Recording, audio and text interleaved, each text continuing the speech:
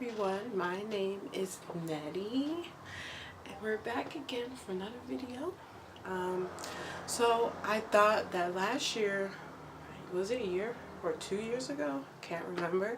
I did a video on how to apply for the Chinese government scholarship, and now I am in Taiwan and I felt like it would be proper to do a video on the Huayu Enrichment Scholarship. So I am now in Taiwan studying Chinese for 9 months. So I want to talk about how you can apply. So we're going to be talking today about the requirements, application dates, things you should know, things like that. So let's get started. So you're probably wondering, what is the Huayu Enrichment Scholarship? So the Huayu Enrichment Scholarship is for people that want to study Chinese in Taiwan. So basic need to knows. So here's the thing. I have a blog post written about this. So if you don't want to watch this video, you can go read about it. It's very straight, quick to the point. Check it out in the description box. Okay, before you apply for Huayu Enrichment Scholarship, you need to check if your country has a TECO office. Now I cannot remember what TECO stands for, so I'm going to put it here. So there are a lot of countries that don't, don't have relations with Taiwan. So double check, make sure your country does, because if your country doesn't, but I'm sorry, you can't apply for the scholarship. Now, if your country does, you should go and find their webpage online, and I will put the link of where you can find your local TECO office online and look about the requirements. Okay? So requirements of the scholarship. You need to show a copy of your passport, because they need to know you can fly outside your country. So if you don't have a passport, go get that. I'm talking to you guys, Americans. You also need a copy of your certificate of the highest degree. So yes, you do need a degree. Minimum degree is high school diploma. GED, of course, is fine. As long as you have a degree, it's fine. You also need to fill out a photocopy of the application online, the online application. You can download it from their website. I would recommend to go to your local TECO office website and download it there, because I realize some countries' forms look slightly different, so make sure you do that. Also, you need 2 letters of recommendations. Now, I recommend, if you studied Chinese before, I highly recommend you get recommendations from them, because this will increase your chances of you getting the scholarship. Now, to say you don't need recommendations from your Chinese professors, but if you have them, highly encouraged. For my people in the U.S., there are many different offices around the U.S., so you need to find the one that you need to apply to one that's closest to you. They have a list. Just check it out in the description box. Another thing that is important when you're applying for the scholarship, you need to also decide where you want to go and study. There are different universities, and you need to separately apply for their language programs as well. So it's hard to say where. I would say think about what you're looking for in your Chinese learning experience. Do you want to be in the city? Do you want to be in a rural area so you forced to learn the language? Do you want to be in the north, where it's rainier during the winter months, or in the south where it's pretty much kind of warm-ish year-round, or maybe on the east side or the west side? Like, lots of different options. You can look up top universities, and a lot of students go by that. I think from people I've met, the most popular universities people go to in Taipei, if you go, Taipei is NTNU, National Taiwan Northern University is where I am at. NTU, which is National Taiwan University, top school in Taiwan. And then if they don't come to Taipei, a lot of people go down to Tainan in Kaohsiung. And then go to, in Tainan, there's National Chung Kung University, Kaohsiung, I can't remember. And then a few people, they'll go to the other small cities like Hualien has a university in that I can't think of off the top of my head. And yeah, in Taichung, Taichung, like all those places. So yeah, don't be limited to just the big cities, but I mean, like I said, all depends what you're looking for. So you need to attach the photocopies of these applications you've done to the application.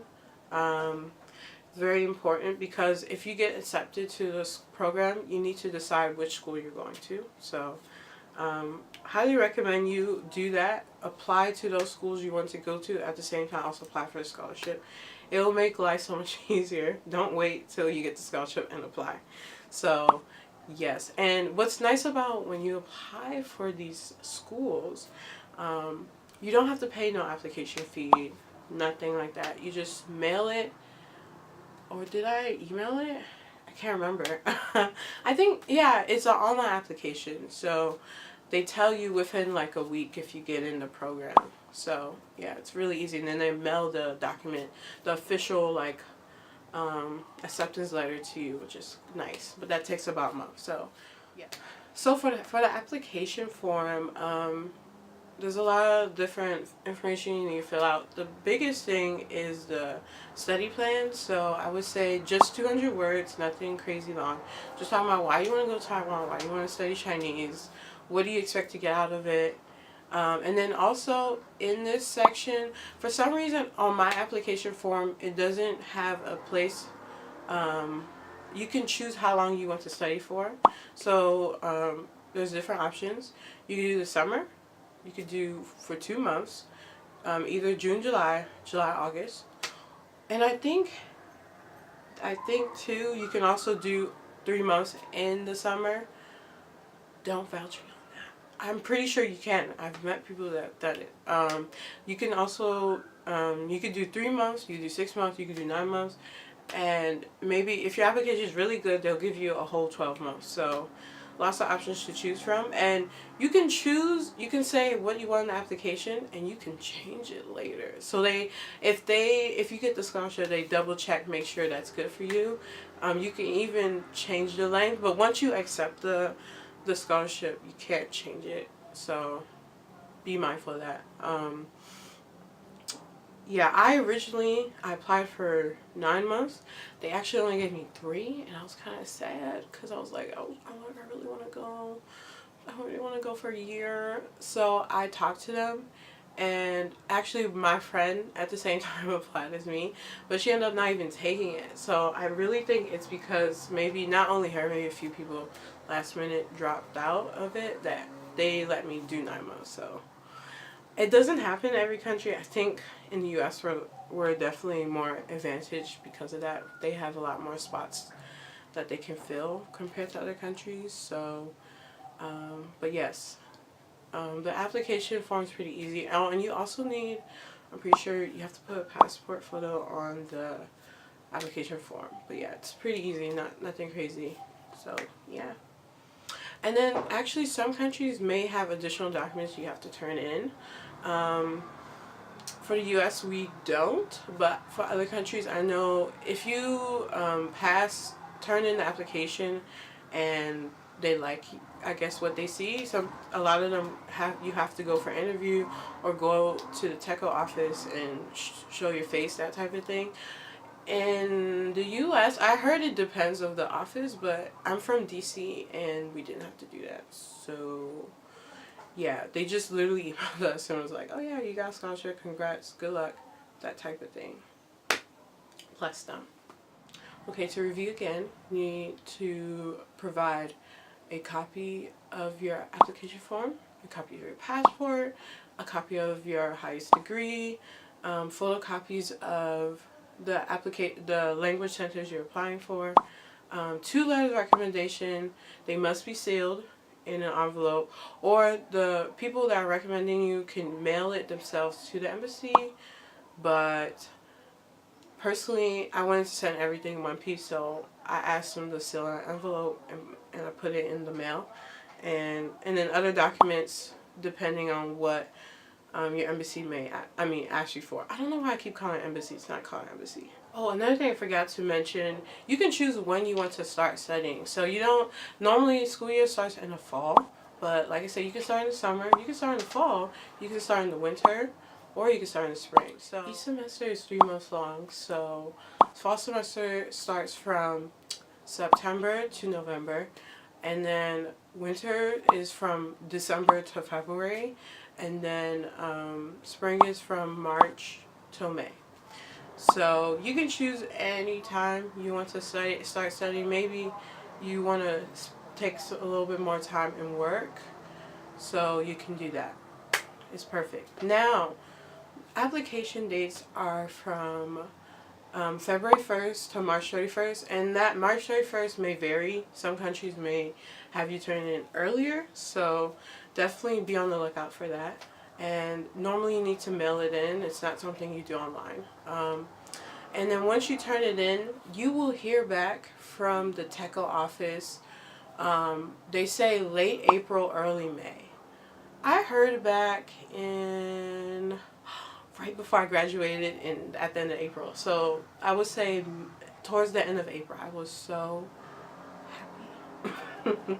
So they let you know then, and then in the summer they'll send us a various set of emails. Some, like I said, some offices you might have to go and meet in person. In the U.S. they just don't do that, but I heard in a lot of other countries they had a formal meet and orientation, all that stuff. So be on the lookout for that. Try not to go anywhere during the summer months leading up to the program start dates. So what does this scholarship provide? There is a stipend of 25,000 NT a month. Now, not US dollars, NT, which is due Taiwanese dollars. That comes up around a little over 800 US dollars a month, which is pretty good for the standard of living. But the thing is, here's some things you should know when applying for this scholarship. So, with the money they give you, they expect you to pay for your tuition, your rent, and for food. So, schools' tuition vary depending which school you go to. I go to Shida, and my tuition is 26,400 every semester. It is due at the end of every semester. You can turn it in late, because I've done that. But yeah, so you need to keep in mind how well you spend your money and the place you live. Generally, if you get the scholarship and you come, I would say spend no more than 10,000 a month on a place you live, because anything over that will really stretch your money so thin. And the rest of the money I have goes towards food and anything else. Normally, I try to spend less than 100 per meal, but as we all know, that does not always happen. But yeah, so you can definitely live with this wage. Do I think it's enough? Personally, no. I would recommend saving money before you come. If your parents are providing, that is great. But unfortunately, people like myself and many others don't have that. So just be mindful if you receive the scholarship and you come to Taiwan that you need to budget. Yes, you need to budget. And oh, another thing to note, some schools cost way more than others. So like NTU, National Taiwan University, Taida. Wow, their language program is so expensive. It is 40,000 NT a semester. And actually, I think for that reason, a lot of people do not go there. So, yeah, I mean, as prestigious as the school is, to pay 40,000 trying to use your stipend to pay for it, like, I don't know. It's impossible. You have to have some other type of income coming from somewhere else. So, yes, highly recommend think about that. But yes, I hope this video will help you. Like I said, I do have a blog post on it, so check that out if you want to read more about what I said here. And then if you have any questions, of course, let me know. Okay, bye bye.